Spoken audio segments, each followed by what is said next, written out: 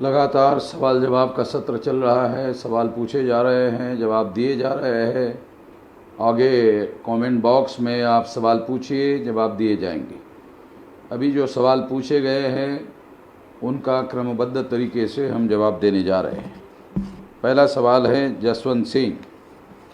मेरा सवाल है कि राजरत्न अंबेडकर द्वारा फ़ोटो वायरल किया गया है जिसमें लिखा है कि राजरत्न अंबेडकर ने अंतर्राष्ट्रीय कोर्ट से ईवीएम से भारत में वोटिंग न कराने संबंधी अपील जीती है। फ़ोटो व्हाट्सएप पर सेंड कर दिया है। सर, जनहित में स्पष्ट करें।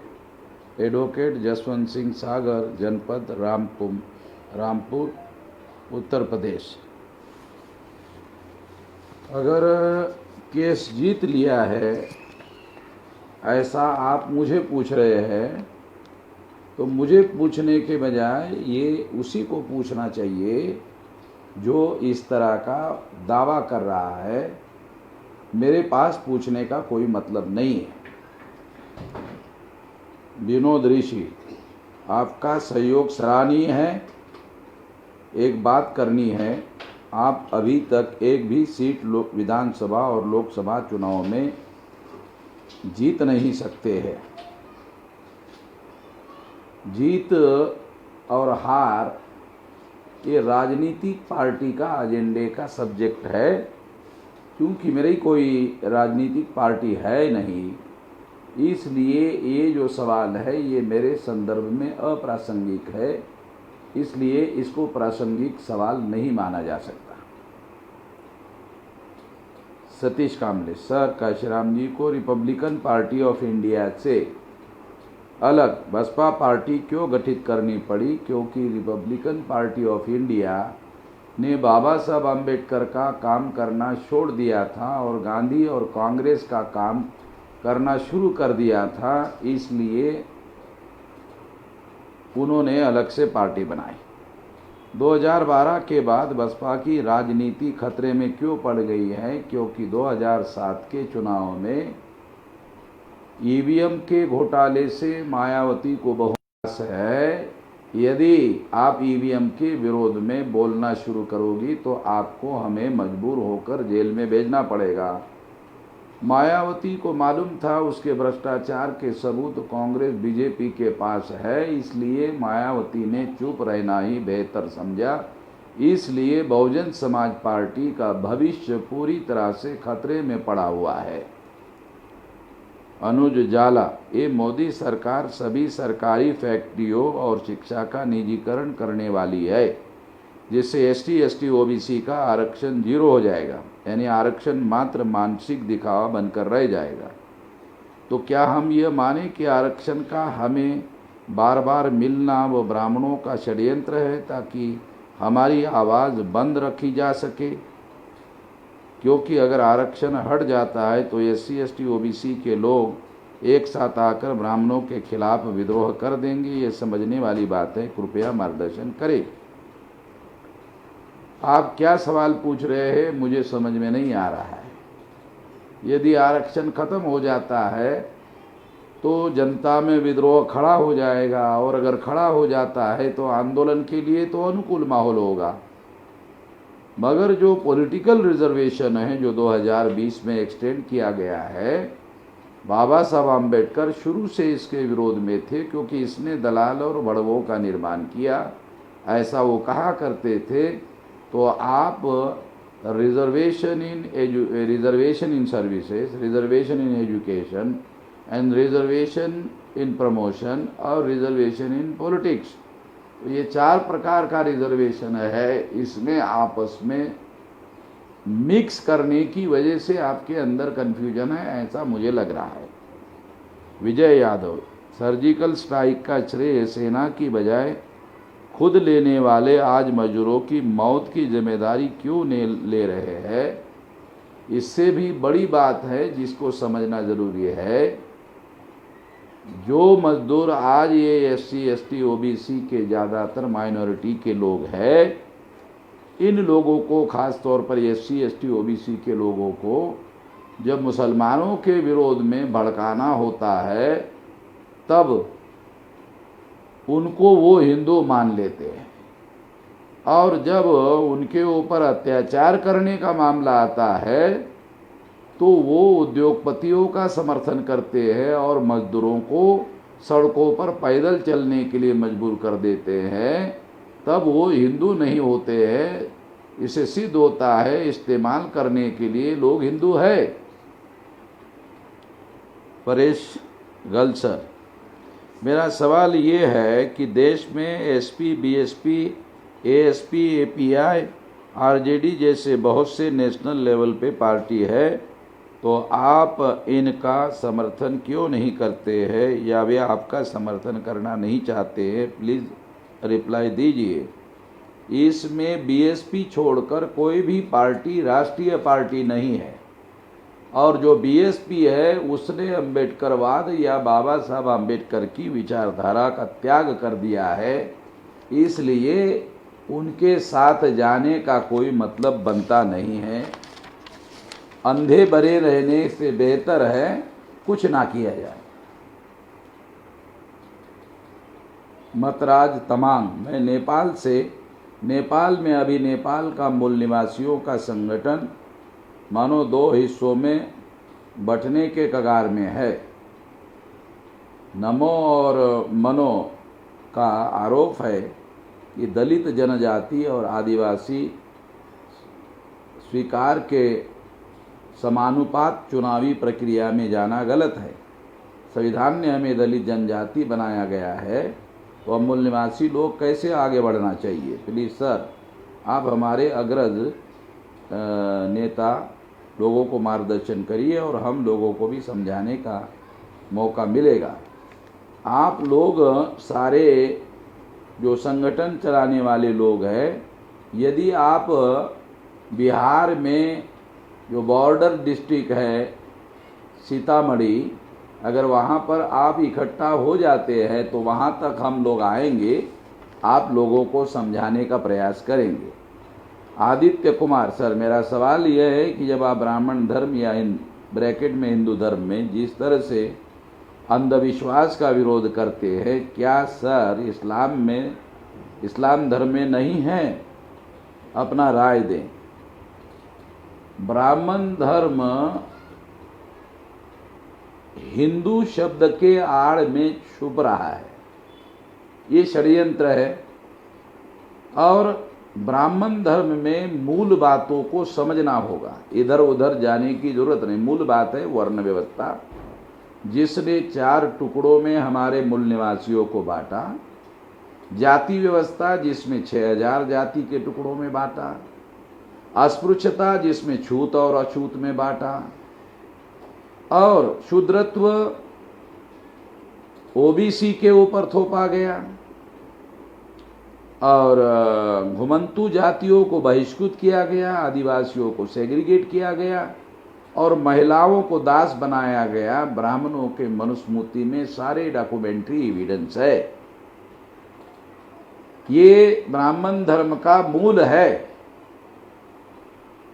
हम इसका विरोध करते हैं। अंधविश्वास तो ब्राह्मणवाद का जो झाड़ है उसकी डालियां है, डालियों को काटने से कुछ नहीं होगा, वो झाड़ पूरी तरह से काटना होगा।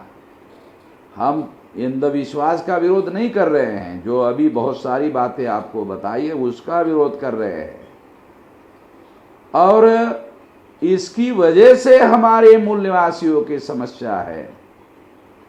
मुसलमानों ने वर्ण व्यवस्था, जाति व्यवस्था, अस्पृश्यता, शूद्रत्व ओबीसी पर नहीं थोपा, घुमंतु जातियों को बहिष्कृत नहीं किया, महिलाओं को दास नहीं बनाया, आदिवासियों को सेग्रीगेट नहीं किया। जब मुसलमानों ने यह समस्या पैदा ही नहीं की तो उनका विरोध करने का क्या मतलब है? जो ऐसा विरोध करते वो गधे लोग हैं। तो हमें गधे नहीं बनना है, हमें अपने विवेक का और बुद्धि का उपयोग करके काम करना है। आकाश साळुंके सर, मेरा सवाल ये है कि अगर सरकार खुद एलपीजी का कार्य को बढ़ावा दे रही है और दूसरी ओर आत्मनिर्भर बनने की बात कर रही है, इसके पीछे क्या षड्यंत्र हो सकता है? ये केवल शब्दों का छल है जो SC ST OBC माइनॉरिटी के लोगों को समझ में नहीं आता है। आत्मनिर्भरता का नारा देकर राष्ट्रवाद को धार लगाने की कोशिश है ताकि इन लोगों को गुलाम बनाया जा सके, मूर्ख बनाया जा सके। संजय चौहान, आप पूरे भारत भर में मूल्यवासियों के मार्गदर्शक है। मैं ये जानना चाहता हूं कि भारतीय संविधान के अनुच्छेद 15(4) एजुकेशनल रिजर्वेशन दिया गया है, ये मूल संविधान में ना होकर जवाहरलाल नेहरू द्वारा प्रथम संविधान संशोधन 51 के द्वारा दिया गया है, संविधान में शामिल किया गया था। तो इस संदर्भ में जवाहरलाल नेहरू क्या SC ST के रिजर्वेशन के समर्थक थे? पहली बात तो आपको ये पता नहीं है कि 1951 में जब ये संशोधन किया गया तो बाबा साहब आम्बेडकर लॉ मिनिस्टर थे, उन्होंने खुद ये ड्राफ्ट तैयार किया। 1952 तक वो लॉ मिनिस्टर थे। तो ये बाबा साहब आम्बेडकर और पेरियार रामस्वामी ने तमिलनाडु में जब दोराई राजन चप्पक्कन विरुद्ध भारत सरकार का जब हाई कोर्ट ने विरोध में केस दिया रिजर्वेशन के, तब पेरियार ने आंदोलन शुरू किया। तो नेहरू घबरा गया कि कहीं यह आंदोलन नॉर्थ इंडिया में न फैल जाए, इसलिए उन्होंने जब बाबा साहब आम्बेडकर को बुलाकर पूछा कि इसका क्या समाधान है, तो उन्होंने कहा कि ये संविधान में संशोधन करना होगा। तो ये ड्राफ्ट बाबा साहब आम्बेडकर ने ही तैयार किया और संविधान सभा में इसे पास करवाया गया। जवाहरलाल नेहरू का एक रिटन लेटर उपलब्ध है जो उन्होंने 1955 के पहले सारे देश के मुख्यमंत्रियों के नाम भेजा है, जिसमें उन्होंने ये कहा है कि आरक्षण से दोयम दर्जे का राष्ट्र निर्माण होता है, इस पर अमल ना किया जाए। तो जवाहरलाल नेहरू रिजर्वेशन के विरोधी थे, ये डॉक्यूमेंट्री एविडेंस से प्रमाणित होता है। बबलू ढगे, यवतमाल जिला, महाराष्ट्र। सर, हमारे दादा परदादा के ज़माने से टैक्स भरते हैं, तो 2 महीने के लॉकडाउन है तो पूरी तिजोरी खाली कैसे हो सकती है? बबलू जी, जब आप 1 साल भर के लिए टैक्स देते हैं तो अगले साल टैक्स देना पड़ता है ना। तो जो 1 साल के लिए आप टैक्स देते हैं तो बजट में वो उसी साल खर्चा हो जाता है, तो अगले साल इसलिए टैक्स इकट्ठा होता है, फिर अगले साल होता है। तो हर साल टैक्स इकट्ठा होता है, हर साल टैक्स खर्चा होता है। तो बबलू जी, आप अर्थशास्त्र का और बजट का कोई साधारण ज्ञान नहीं रखते, इस वजह से समस्या हो गई है। राजकरण, सर, क्या तथागत बुद्ध जी ने जाति या वर्ण का वर्णन किया है? बुद्ध के समय में वर्ण व्यवस्था थी और वो इसके विरोध में थे। जाति व्यवस्था बुद्ध पूर्व काल में जैसे आज के स्थिति में है निर्माण नहीं हुई थी। ये बुद्ध की जो क्रांति हुई, उस क्रांति को खत्म करने के बाद जब ब्राह्मणों ने सम्राट बृहदत्त मौर्य की हत्या की, उसके बाद जातियों के निर्माण में ब्राह्मण लग गए और उन्होंने ये निर्माण करने का काम किया। सर, मैं प्रशांत उपरवट, बहुजन क्रांति मोर्चा संयोजक, तहसील पातुर, जिला अकोला, महाराष्ट्र। सर, मेरा सवाल यह है कि धारा 144 जो सरकार ने पूरे देश में लगा दी, लेकिन क्या इसका पालन सिर्फ जनता को करना होगा? क्या सरकार ने इसका पालन नहीं करना चाहिए? अगर सरकार इसका पालन नहीं करेगी तो ये धारा 144 के आड़ में आर्टिकल 19 का उल्लंघन है। क्या यह हम ऐसा कह सकते हैं? 144 ये इंडियन पिनल कोड की धारा है जो अलग से एक्ट बनाया गया है, और आर्टिकल 19 ये आर्टिकल है। तो 2 चीज़ों का आपने मिक्स करके गुड़ गोबर करने की कोशिश की है, इसको थोड़ा समझने की ज़रूरत है। विशाल अढ़ाव, महाराष्ट्र में जिस प्रकार बहुजन आंदोलन के अग्रगण्य नेतृत्व को राजनीति में लेकर उनका MLA या MLC पद दे देना, यह बहुजन आंदोलन को समाप्त करने का षड्यंत्र हो सकता है, कृपया मार्गदर्शन करें। जो पॉलिटिकल रिजर्वेशन है वो भी नॉमिनेटेड रिप्रेजेंटेशन है, और MLC का जो पद है ये भी नॉमिनेटेड रिप्रेजेंटेशन है। तो नॉमिनेटेड रिप्रेजेंटेशन से लीडरशिप समाप्त हो जाती है और आंदोलन खत्म हो जाता है। ये षड्यंत्र है। अर्जुन लोआ, मंगोल, सर नेपाल से हूँ, मंगोल नेशनल ऑर्गेनाइजेशन का एक कार्यकर्ता हूँ। यूरेशियन हिंदू ब्राह्मण लोग गौतम बुद्ध ब्राह्मण था बोलता है, बुद्ध ने हिंदू पंडित से ही ज्ञान प्राप्त किया है बोलता है। क्या यह सच है? कृपया क्लियर कीजिए। बुद्ध ब्राह्मण नहीं थे, बल्कि ब्राह्मणों की वर्ण संस्था थी जिसमें ब्राह्मण, क्षत्रिय, वैश्य, शूद्र 4 वर्ण थे, और बुद्ध शाक्य गण के व्यक्ति थे, और गण संस्था इनके पूर्वजों की निर्मित थी। तो दोनों की संस्थाएं अलग अलग थी, एक वर्ण संस्था थी, एक गण संस्था थी। गण संस्था के लोग ब्राह्मणों का विरोध करते थे, ब्राह्मण गण संस्था का विरोध करते थे। इस दृष्टि से बुद्धा ब्राह्मण नहीं थे। Chandrakant Nagavkar, SC ST OBC minority के अलावा ओपन का मतलब क्या है? ये ओपन कौन है? ब्राह्मण, क्षत्रिय, वैश्य यानी जिन लोगों को रिजर्वेशन लागू नहीं है उनको ओपन कैटेगरी कहा जाता है। कोटोन करना ये क्वारंटाइन किए लोगों के खर्च के व्यवहार से संबंधित है। ये सवाल हमें समझ में नहीं आ रहा है, आप क्या पूछना चाहते हैं? मिलिंद धोबड़े, प्रधानमंत्री नरेंद्र मोदी द्वारा टीवी पर आकर लगभग भारत सरकार के सालाना बजट इतनी मतलब 20 लाख करोड़ की बात कही गई है, वह भी बगैर किसी प्लान और संसद में चर्चा किए बगैर। उन्होंने सरकारी तिजोरी से इतनी बड़ी रकम खासकर पूंजीपतियों को दी जाने वाली यूं ही बोल दी है जैसे पहले ज़माने में राजा महाराजा अपनी मर्जी से मोहरे हीरे बांटते थे। तो मेरा सवाल यह है कि क्या प्रधानमंत्री संसद में चर्चा किए बगैर इतनी बड़ी रकम अपनी मर्जी से बांट सकते हैं? और जनता का पैसा ऐसे कागज़ के पत्तों जैसा बांटना असंवैधानिक है? तो क्या सुप्रीम कोर्ट में इसे रोका जा सकता है? ये जो 20 लाख करोड़ का पैकेज दिया है, ऐसा नरेंद्र मोदी ने घोषित किया, वो बैंकों से लोन देने का मामला है, कर्जा देने का मामला है, पैकेज देने का मामला नहीं है। जो लोन दिया जाता है उसको वापस लिया जाता है, और जो पैकेज दिया जाता है वो वापस लिया नहीं जाता। नरेंद्र मोदी ने लोन दिया है, पैकेज नहीं दिया है, मूर्ख बनाने का काम किया है।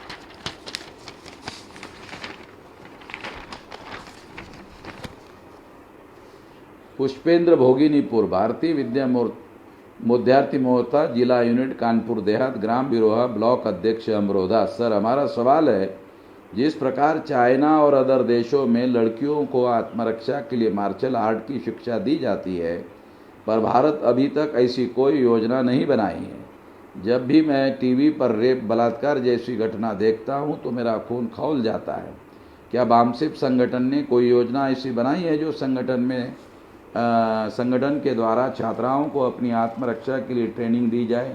क्योंकि मैं इस कला का ट्रेनिंग कर चुका हूं और मैं चाहता हूं कि समाज के प्रत्येक बहनों भाइयों तक इस कला को पहुंचाने का काम कर सकूं। अपने इलाके में इसको आप शुरू करिए, इसके लिए हमारा कोई अवरोध नहीं है। प्रशांत धीवा, छत्रपति संभाजी राजे हिंदू धर्म के ही माने जाते हैं और उन्होंने धर्म के लिए जान दी, क्या ये सच है?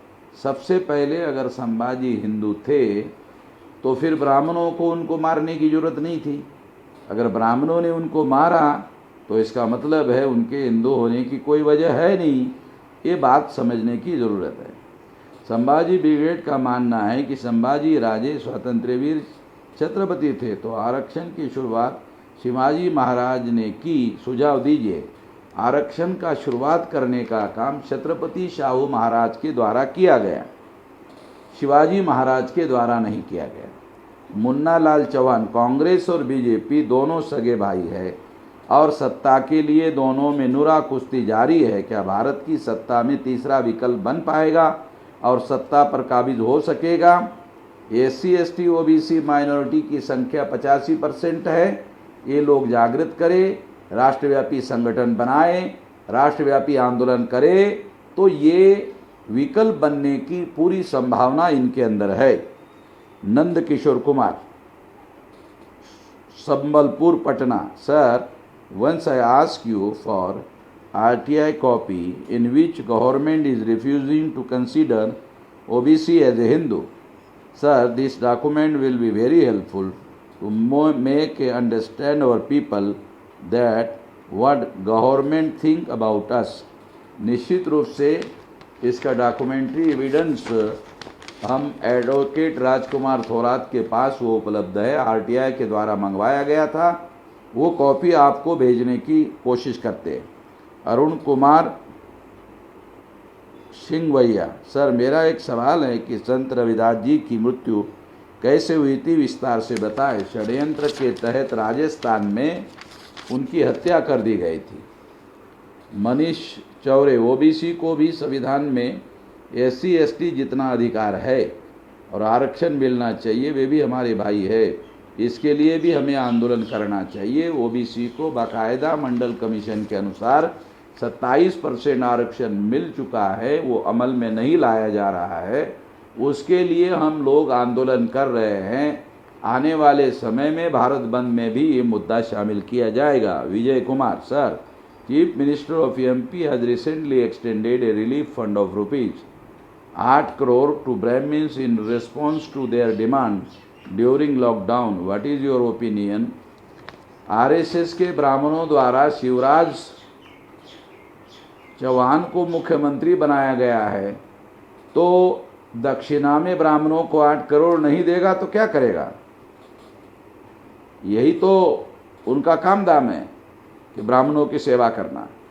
प्रकाश चंद, जब भी भारत में आतंकवाद पर मूवी बनती है तो उसमें मुस्लिम समुदाय के लोगों को ही आतंकवादी बताया जाता है, पर मुस्लिम समुदाय के लोग कभी इसका विरोध नहीं करते, ना ही बामसेब करता है। इस मूवी का जो सबसे ज़्यादा मुस्लिम समुदाय को जोड़ने का काम कर रही है, तो बामसेब का मुस्लिम समुदाय पर आतंकवादी मूवी होने का विरोध करना चाहिए। केवल मूवी का विरोध करने का मतलब नहीं है, जो वास्तविक आतंकवादी घटनाओं में मुसलमानों का डिफेम करने का अभियान चलाया गया था, उसके विरोध में हमने सारे देश भर में लोगों को जागृत करने का काम किया था। मूल्यवासी प्रदीप गायकवाड़, महाराष्ट्र में राज्य सरकार द्वारा विदेशों में पढ़ाई के लिए जाने वाले अनुसूचित जाति के छात्रों को राजर्षि शाहू महाराज शिष्यवृत्ति योजना है, उसमें क्रिमिलेयर की शर्त लगाई गई है। क्या ये गैर संवैधानिक नहीं है? निश्चित रूप से ये सरकार के षड्यंत्र का हिस्सा है। इसका हम अभी 14 पॉइंट में जो जलाए गए उसमें ये मुद्दा जलाया गया। चिराग गोरा, सर, जैसा मैंने पहले सवाल पूछा था कि आर्टिकल 25 में सिख, जैन, बुद्धिस्ट को हिंदू बोले है, तो आपने आंसर दिया कि ब्राह्मण राज है। क्या ये जवाब सही है या होगा इतना ही बोलना कि ब्राह्मण राज? सवाल नंबर 2, अगर सिख, जैन और बुद्धिस्ट को आर्टिकल 25 में हिंदू भी डाला, तो फिर आर्टिकल 29 और 30 में इन्हीं लोगों को माइनॉरिटी में डाल दिया गया है। और जब इन्हें डाला जा रहा था तो किसी ने विरोध क्यों नहीं किया? बामसेब ने भी कोई एक्शन नहीं लिया। प्लीज़ आंसर दीजिए। सबसे पहले तो ब्राह्मण राज का मतलब आपको समझना होगा। सारी सत्ता पर उनका नियंत्रण है और नियंत्रण होने की वजह से फैसले लेने का अधिकार है। इसलिए बहुत सारे कॉन्ट्रेडिक्टरी काम भारत में हो रहे हैं। जो आप सवाल उठा रहे हो वो भी कॉन्ट्रेडिक्शन से संबंधित मामला है, क्योंकि सत्ता उनके नियंत्रण में है, इसलिए ये सारा कॉन्ट्रेडिक्शन दिखाई दे रहा है, विसंगति दिखाई दे रही है, क्योंकि वो उनके सुविधा के अनुसार फैसले लेते हैं और जो हमारे सुविधा के अनुसार है वो हमारे विरोध में रहते हैं। ये बात समझने की ज़रूरत है। तो इस तरह से सारे सवालों के जवाब दिए जा चुके हैं। अभी आप कमेंट बॉक्स में सवाल पूछिए, अगले सवालों के अगले वीडियो में जवाब दिए जाएंगे। आपने ध्यानपूर्वक मेरे सवालों के जवाब सुने होंगे, अभी कुछ 18 तारीख को हमने भारत सरकार के और कुछ राज्य सरकारों के फैसले जो SC ST OBC माइनॉरिटी के विरोध में हैं, ऐसे 14 पॉइंट को हमने सार्वजनिक रूप से जलाने का काम किया। तो 31 तारीख तक लॉकडाउन है, तो 31 तारीख तक डेली इसको आप जलाने का काम कर सकते हैं और उसका वीडियो बना सकते हैं। एक बार आपने जलाने का वीडियो बनाया तो दोबारा वीडियो बनाने की ज़रूरत नहीं है। दूसरे लोगों को, नए लोगों को वीडियो बनाने के लिए बोलिए, जलाने का बोलिए और इस आंदोलन का समर्थन करने वाला वीडियो MNTV के पास भेज दीजिए, तो सारे देश भर में दिखाने के लिए हम उनको अनुरोध करेंगे। धन्यवाद।